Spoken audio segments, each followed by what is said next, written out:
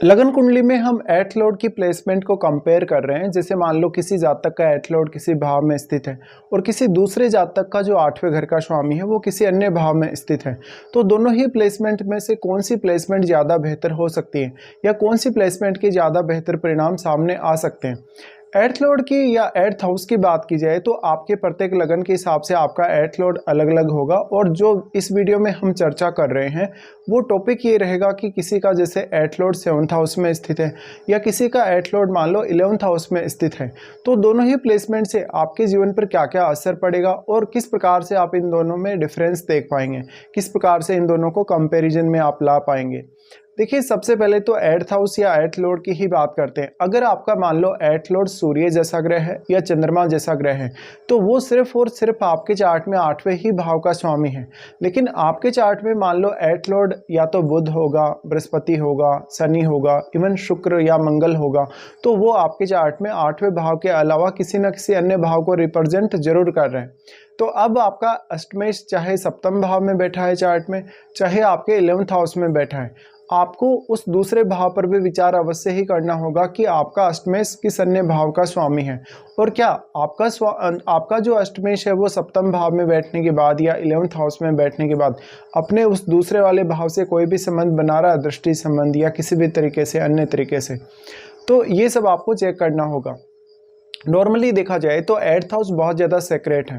हमारी जितनी भी प्राइवेसी वाली चीज़ें लाइफ में होती हैं वो सब एर्थ हाउस बताता है। एर्थ हाउस बहुत ही सडन ट्रांसफॉर्मेशन ला सकता है आपकी लाइफ में। ये ट्रांसफॉर्मेशन आपके लिए बहुत पॉजिटिव भी हो सकती है या बहुत ज़्यादा ख़राब भी हो सकती है। इस ट्रांसफॉर्मेशन के थ्रू आप अपने जीवन में ज्ञान, धन या संपत्ति हासिल करते हैं और अपने ज्ञान और धन के मामले में आप काफ़ी ऊंचाई तक जाते हैं। लेकिन यहाँ रिस्क भी उतना ही ज़्यादा है और आपकी एक्सपेक्टेशन के हिसाब से कभी भी ये ट्रांसफॉर्मेशंस नहीं आती, बल्कि ये बिल्कुल नेचुरल होती है। जो प्लेसमेंट है ग्रहों की या जो दशा गोचर वगैरह जो आता है उसके हिसाब से ये सब आती हैं आपकी लाइफ में। ऐसे में आपका जो एर्थ हाउस है वो आपकी रिसर्च की एबिलिटी को या किसी भी विषय में बहुत ज़्यादा डीप आप सोच सकें इस एबिलिटी को बताएगा। आपका एर्थ हाउस ये बताता है कि वास्तव में आप अपने इन-लॉज के साथ पार्टनरशिप करें तो उनके साथ किस प्रकार से आप आगे बढ़ सकते हैं। मैरिज होने के बाद आपका जो मैरिड लाइफ होगा वो कैसा रहेगा वास्तव में। मैरिज के बाद का जो मैरिड लाइफ है कहीं ना कहीं आप कितने ज़्यादा सेटिस्फाई होंगे मैरिज को लेके, या हो सकता है आप अपने पार्टनर को ब्लेम करें या उनकी फैमिली को ब्लेम करें। तो ये आपका अष्टमेश या एर्थ हाउस से बताएगा। एर्थ हाउस काफ़ी ज़्यादा डीप है और यहाँ पर आपके सेक्रेट जितने भी रिलेशनशिप हैं, जैसे मान लो आपका कोई एक्स्ट्रा मैरिटल अफेयर है या किसी से आपकी जनरल फ्रेंडशिप है, तो वो भी अष्टम भाव ही बताएगा। बट अष्टम भाव आपको धन या संपत्ति देने के मामले में बहुत महत्वपूर्ण है। तो यहाँ पे अब आपको देखना होगा कि आपका जो अष्टमेश है वो किस प्रकार का प्लेनेट है। मेनली अगर देखा जाए तो एर्थ हाउस आपके जीवन में बहुत अच्छी भूमिका निभा सकता है, लेकिन क्योंकि हम 6th हाउस, एर्थ हाउस और 12th हाउस को काफ़ी ज़्यादा खराब मानते हैं और इनको दुस्थान की संज्ञा दी जाती है, लेकिन वास्तव में ये जो भाव हैं चार्ट में वो उतने ही ज़्यादा इम्पोर्टेंट भी हैं हमारी लाइफ में।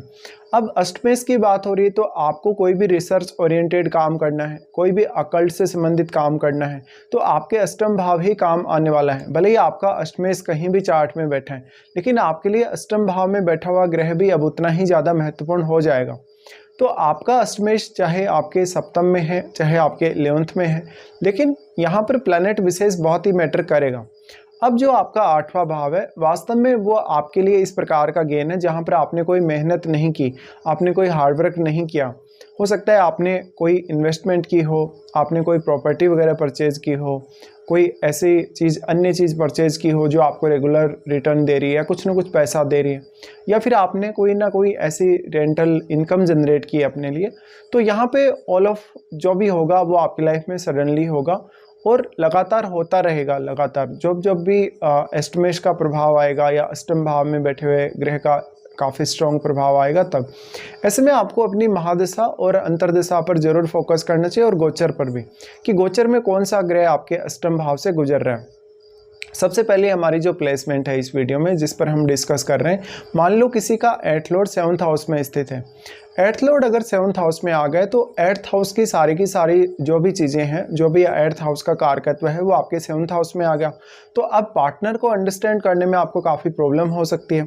आपका किसी न किसी से कोई हिडन रिलेशनशिप हो सकता है, या तो फिर आप अपने जीवन साथी के साथ जिस प्रकार का लाइफ जी रहे हैं मैरिज होने के बाद, वो आपका लाइफ आपको और आपके पार्टनर को ही पता रहेगा। यहाँ पर ऐसा हो सकता है कि आप अपने रिलेशनशिप से उतनी ज़्यादा संतुष्ट नहीं है, लेकिन ये सब आप किसी के साथ शेयर नहीं कर पा रहे, आप काफ़ी ज़्यादा इसको सीक्रेट रख रहे हैं। अब आपका 8वें घर का स्वामी अगर मान लो एक क्रूर ग्रह है, एक शुभ ग्रह नहीं है, या एक अगर शुभ ग्रह हुआ तो फिर वो हो सकता है सप्तम में किसी क्रूर ग्रह के साथ बैठा है, तब आपको काफ़ी ज़्यादा प्रॉब्लम आएगी। अष्टमेश 7th हाउस में आने से लोग आपको उतना अच्छे से जज नहीं कर सकेंगे, लेकिन आप लोगों को बहुत ही अच्छे से जज कर सकेंगे और उनकी माइंड रीडिंग भी काफ़ी अच्छे से कर सकेंगे। तो यहाँ पर क्योंकि ये जो 7वां भाव है वो पब्लिक डीलिंग का है, इसलिए दूसरों का फ़ायदा उठाने में आप थोड़े सक्षम होंगे। अब आपका अष्टमेश किस प्रकार का प्लैनेट है, वो कौन सा ग्रह है वास्तव में, और वो किस प्रकार की क्षमता या किस प्रकार के गुण आपके जीवन साथी को और आपको प्रदान कर सकता है, क्योंकि वो आपके लगन को भी प्रभावित करेगा सप्तम भाव के साथ साथ। तो वो आपके जीवन साथी के ओवरऑल नेचर, उनकी छवि और उनका जो पर्सनैलिटी है पूरा का पूरा, या उनका ओवरऑल जो लाइफ है उस पर काफ़ी स्ट्रॉन्ग प्रभाव डालेगा। इसके साथ साथ जो आपके लगन में बैठा हुआ प्लेनेट है वो भी काफ़ी स्ट्रॉन्ग प्रभाव डालेगा। तो यहाँ सप्तमेश की भूमिका भी काफ़ी इंपॉर्टेंट होगी, और अष्टमेश की भूमिका तो यहाँ इंपॉर्टेंट होगी ही होगी।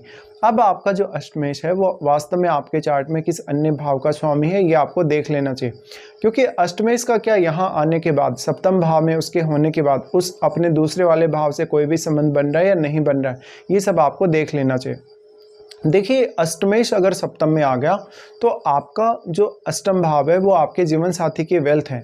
ऐसे में आपका जीवन साथी आपके लिए बहुत ज़्यादा सपोर्टिव साबित हो सकता है, मेनली आपके बिजनेस के लिए या आपके किसी भी आर्थिक रूप से काम के लिए। अष्टमेश अगर सप्तम में आ गए तो अष्टम के सारे गुण आपको आपके जीवन साथी में मिलेंगे, जिससे आपका जीवन साथी बहुत डीप रिसर्च करने वाला हो सकता है, अकल्ट में काफ़ी ज़्यादा रुचि लेने वाला हो सकता है, या उसकी जो भी प्लानिंग्स होंगी आपकी लाइफ को लेकर या आपके सपोर्ट करने को लेकर वो काफ़ी हिडन होगी, काफ़ी सीक्रेट होगी, या आपका जीवन साथी कुछ ना कुछ एर्थ हाउस के थ्रू बहुत ज़्यादा गेन किया होगा, या उसको अपने माता पिता से काफ़ी कुछ मिला होगा, इवन आपको भी। अष्टमेश का 7th हाउस में आना लेकिन आपकी जो प्राइवेट लाइफ है उसको काफ़ी ज़्यादा हिडन रखता है। ऐसे में आप खुद भी ऐसा चाहते हैं कि आपका जो जीवन है अपने जीवन साथी के साथ जो आप बिता रहे हैं वो काफ़ी ज़्यादा सीक्रेट रहे, तो ये आपकी प्राइवेसी के लिए बहुत अच्छा माना जा सकता है। अब आपका जो अष्टमेश आपके सप्तम भाव में आ गया, क्या वो वक्री तो नहीं है, क्या वो अस्त तो नहीं है, क्या वो राहु या केतु जैसे ग्रह के साथ तो नहीं बैठा है, ये आपको देखना होगा, क्योंकि इन सब से जो आपका अष्टमेश आपके सप्तम में आया है उसके जो प्रभाव हैं या उसके जो गुण हैं वो पूर्णतया बदल सकते हैं। अब अष्टमेश आपके सप्तम में आ गए तो आपके लगन को वो प्रभावित करेगा, तो यहाँ सप्तमेश की भूमिका भी उतनी ही इंपॉर्टेंट है, और आपके लगन में कोई ग्रह अगर बैठा है तो उसकी भूमिका भी आपके लिए उतनी ही ज़्यादा इंपॉर्टेंट होने वाली है। आपका अष्टमेश सप्तम में आने के बाद आपके कुछ अन्य भावों को प्रभावित कर सकता है, जैसे वो आपके 11th हाउस को प्रभावित कर सकता है, आपके 9th को प्रभावित कर सकता है।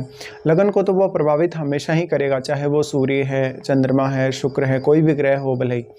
इसके साथ साथ यहाँ पर वो किस अन्य ग्रह के साथ बैठा है आपके सप्तम भाव में, और क्या अन्य ग्रह उसका मित्र है, क्या शत्रु है। अगर वो शत्रु ग्रह के साथ बैठता है तो मैरिड लाइफ से आप कभी भी संतुष्टि नहीं पा सकेंगे। इवन आप अपना एक रिश्ता तोड़कर कोई दूसरी मैरिज करें या दूसरे किसी पर्सन के साथ रिलेशनशिप में जाएं तब भी। इसके साथ साथ आपका अष्टमेश आपके चार्ट में जिस अन्य भाव का स्वामी है उस भाव से अब आपको आपके सप्तम भाव से जुड़े मामलों में काफ़ी ज़्यादा सपोर्ट मिल सकता है।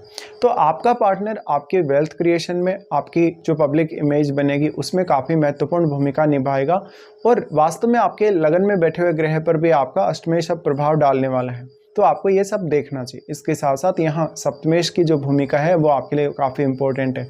अगर आपके सप्तमेश का संबंध 11th हाउस से है, अगर आपके सप्तमेश का संबंध 8th हाउस से है या 2nd हाउस से है, तो आपके लिए ये अर्निंग्स को लेकर बहुत ज़्यादा अच्छा माना जा सकता है। अब मान लेते हैं किसी का अष्टमेश जैसे 11th हाउस में चला गया।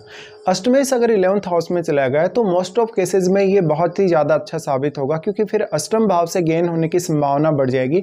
बट अगर प्लैनेट क्रूर होगा तो अष्टम भाव से आपको बहुत हाई एक्सपेक्टेशंस भी रहेंगी, जैसे कि आपको आपके जीवन साथी की फैमिली सपोर्ट करे, इवन आपका जीवन साथी भी आपको अर्निंग्स के मामले में सपोर्ट करे।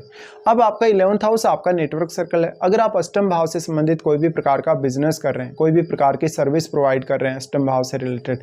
तो ऐसे में आपको ये प्लेसमेंट काफ़ी ज़्यादा बेहतर तरीके से सपोर्ट कर सकती है, क्योंकि अष्टमेश आपके नेटवर्क वाले हाउस, आपके 11th हाउस में ही जा रहा है। अब वो आपके निर्णय क्षमता, सोचने समझने, विचार करने, इन सबको प्रभावित करेगा, क्योंकि वो पंचम पर अपनी दृष्टि डाल रहा है। तो पंचम में बैठा हुआ ग्रह भी आपके लिए उतना ही इंपॉर्टेंट है। और आपका अष्टमेश लेकिन 11th हाउस में जो आ गया, वो वास्तव में यहाँ किस प्रकार का प्रभाव डाल पा रहा है, वो कौन सा ग्रह है वास्तव में, और वो क्या यहाँ वक्री तो नहीं है, क्या वो यहाँ अस्त तो नहीं है। अगर किसी अन्य ग्रह के साथ बैठा है वो, तो अन्य ग्रह के साथ उसका रिलेशन कैसा है, ये आपको देखना होगा, क्योंकि 11वां घर हमारी इच्छाओं से जुड़ा है। और सारी की सारी वो सब इच्छाएं अब आपके अष्टम भाव से जो जुड़ी हैं आपकी लाइफ में, वो काफ़ी ज़्यादा तीव्र हो जाती हैं। अगर अष्टमेश आपका एक क्रूर ग्रह है या बहुत फास्ट मूविंग ग्रह है, लेकिन अगर आपका अष्टमेश एक बहुत अच्छा शुभ ग्रह है और वो बहुत ही अच्छी कंडीशन में भी 11th हाउस में बैठेगा, तो ये आपके मान सम्मान और आपकी पॉपुलैरिटी को बढ़ाएगा, या आपके इन लॉज के थ्रू आपको जो भी धन संपत्ति मिलेगी, या पार्टनर के थ्रू जो भी आपको सपोर्ट मिलेगा या धन संपत्ति मिलेगी, उसके माध्यम से भी आपके जीवन में वो काफ़ी पॉपुलैरिटी लाएगा। ऐसे में कभी कभी आर्थिक स्थिति को लेकर बहुत ज़्यादा दुविधा भी पैदा होती है। अब आपका अष्टमेश आपके 11th हाउस में बैठने के बाद कौन कौन से अन्य भावों को वो प्रभावित कर रहा है, ये सब आपको जरूर देखना चाहिए। बट मोस्ट ऑफ केसेस में इस बात की ही संभावना ज़्यादा है कि आपका अष्टमेश अगर 11th हाउस में होगा, तो वो ज़्यादा बेहतर होगा आपके अष्टमेश के सप्तम भाव में होने की तुलना में।